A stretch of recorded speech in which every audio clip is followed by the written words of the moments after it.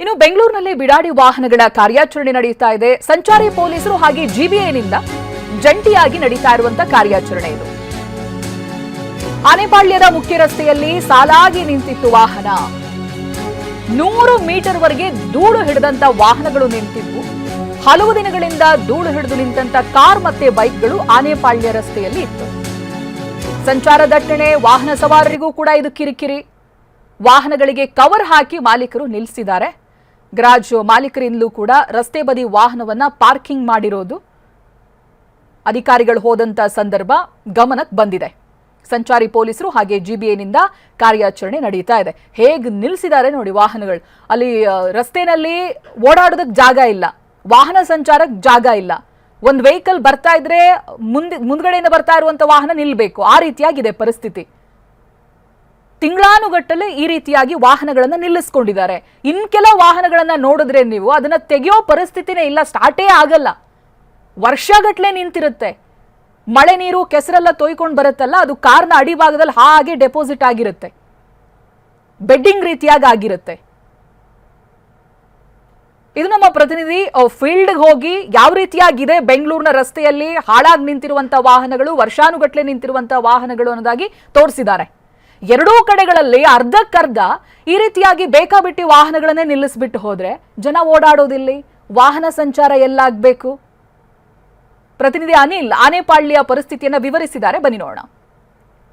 Footpath ತೆರವಿನ ಬಳಿಕ ರಸ್ತೆ ಭಾಗದಲ್ಲಿ ನಿಲ್ಲಿಸುವಂತಹ ವಾಹನಗಳ ವಿರುದ್ಧ ಸರ್ಕಾರ ಸಮರ ಸಾರೋದಕ್ಕೆ ಮುಂದಾಗಿರುವಂತ ನಾನೀಗ ಬೆಂಗಳೂರಿನ ಆನೆಪಾಳ್ಯದಲ್ಲಿದ್ದೀನಿ. ಇಲ್ಲಿ ಯಾವ ರೀತಿಯ ದೃಶ್ಯ ಇದೆ ನಾನು ನಿಮಗೆ ತೋರಿಸ್ತಾ ಹೋಗ್ತೀನಿ. ಈಗಾಗಲೇ ಜಿಬಿ ಅಧಿಕಾರಿಗಳು ಮತ್ತೆ ಸಂಚಾರಿ ಪೊಲೀಸರ ಒಂದು ಜಂಟಿಯಾಗಿ ಒಂದು ಕಾರ್ಯಾಚರಣೆಗೆ ಮುಂದಾಗಿರುವಂತದ್ದು.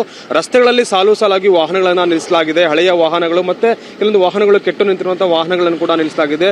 ಧೂಳು ಮತ್ತು ರಸ್ಟ್ ಇಂದ ಕೂಡಿದಂತಹ ವಾಹನಗಳಿದೆ. ಸದ್ಯಕ್ಕೆ ಈ ಒಂದು ವಾಹನಗಳ ತೆರವಿಗೆ ಈಗ ಕಾರ್ಯಾಚರಣೆ ಕೂಡ ಜೋರಾಗಿ ನಡೀತಾ ಇದೆ. ಇಂದಿನಿಂದ ಅಧಿಕೃತವಾದಂತಹ ಒಂದು ಚಾಲನೆ ಕೂಡ ಸಿಕ್ಕಿದೆ. ಅಂದ್ರೆ ಸ್ಟಿಕ್ಕರ್ ಅಂಟಿಸುವಂತ ಕೆಲಸವನ್ನ ಮೊದಲಿಗೆ ಮಾಡ್ತಾರೆ. ಅವರಿಗೆ 1 ವಾರಗಳ ಕಾಲಾವಕಾಶನ ಕೂಡ ಕೊಡಲಾಗುತ್ತೆ. ತದನಂತರ ಅವರು ಆದ್ರೂ ಕೂಡ ಇದರ ವಾಹನಗಳನ್ನ ತೆರವು ಮಾಡಿಲ್ಲ ಅಂತಂದ್ರೆ ಅದಕ್ಕೆ ಒಂದು ವೀಲ್ ಲಾಕ್ ಅನ್ನ ಕೂಡ ಮಾಡ್ತಾರೆ. ಅದಾದ ಬಳಿಕ ಮತ್ತೆ ಟೋಯಿಂಗ್ ಅನ್ನ ಕೂಡ ಮಾಡ್ತಾರೆ.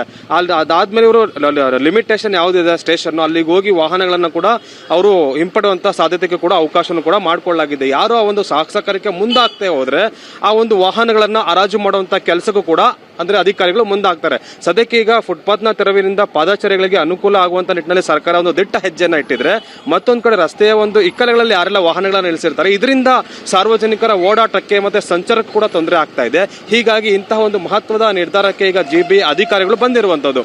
ಬಹಳ ಮುಖ್ಯವಾಗಿ ಗಮನಿಸ್ತಾ ಇದ್ರೆ ಈ ಒಂದು ಏರಿಯಾದಲ್ಲಿ, ನಾನೀಗ ಆನೆಪಾಳ್ಯ ಏರಿಯಾದಲ್ಲಿ ಇದ್ದೀನಿ, ಇಲ್ಲಿ ಸಾಕಷ್ಟು ಗ್ಯಾರೇಜ್ಗಳು ಕೂಡ ಕಂಡು ಬರ್ತದೆ. ಈ ಗ್ಯಾರೇಜ್ ನಲ್ಲಿ ನಿಲ್ಲಿಸೋದಕ್ಕೆ ಸ್ಥಳಾವಕಾಶಗಳ ಕೊರತೆ ಇನ್ನು ಇರುವಂತಹ ಹಿನ್ನೆಲೆಯಲ್ಲಿ ಆ ಒಂದು ಗ್ಯಾರೇಜ್ ನ ಮಾಲೀಕರು ವಾಹನಗಳನ್ನ ಇಲ್ಲೇ ತಂದು ನಿಲ್ಲಿಸಿರ್ತಾರೆ. ಮತ್ತು ಯಾರೆಲ್ಲ ಕೆಲವೊಬ್ಬರು ಒಂದು ಪೇಮೆಂಟ್ ಅನ್ನ ಮಾಡದೇ ಇರ್ತಾರೆ, ಅವರ ಒಂದು ವಾಹನಗಳನ್ನು ಕೂಡ ಇಲ್ಲೇ ನಿಲ್ಲಿಸಿರ್ತಾರೆ ಒಂದು ಮಾಹಿತಿ ಲಭ್ಯ ಆಗ್ತಾ ಇರೋದು. ಸದ್ಯಕ್ಕೆ ಇದರ ವಿರುದ್ಧ ಒಂದು ಸಮರ ಸಾರೋದಕ್ಕೆ ಅಧಿಕಾರಿಗಳು ಮುಂದಾಗಿದ್ದಾರೆ.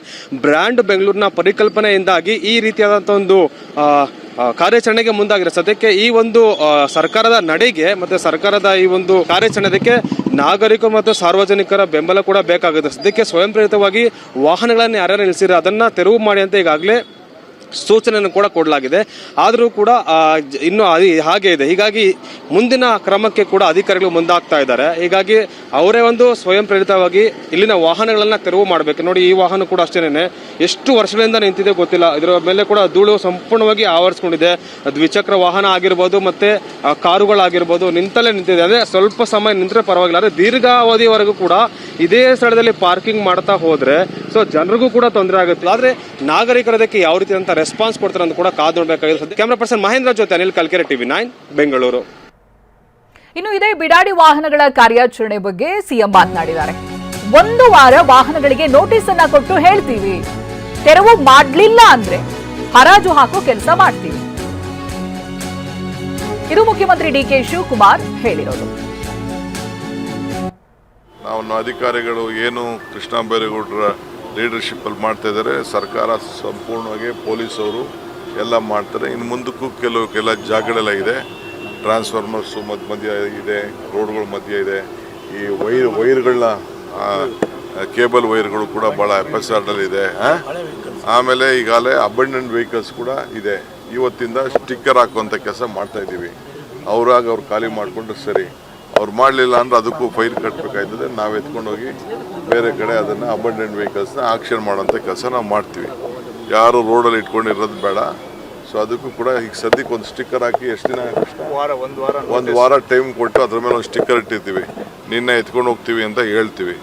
ಅದನ್ನು ಅವರೇ ಎತ್ಕೊಂಡು ಹೋದ್ರೆ ಪರವಾಗಿಲ್ಲ. ಅವ್ರು ಎತ್ಕೊಂಡು ಹೋಗಲಿಲ್ಲ ಅಂತಂದ್ರೆ ನಾವು ಎತ್ಕೊಂಡೋಗಿ ಬಿಸಾಕಿ ಅದಕ್ಕೇನು ಬೇಕೋ ಡ್ಯಾಮೇಜಸ್ ಹಾಕ್ತೀವಿ. ಇಲ್ಲ ಅಂದರೆ ಆಕ್ಷನ್ಗೆ ಹಾಕ್ತೀವಿ.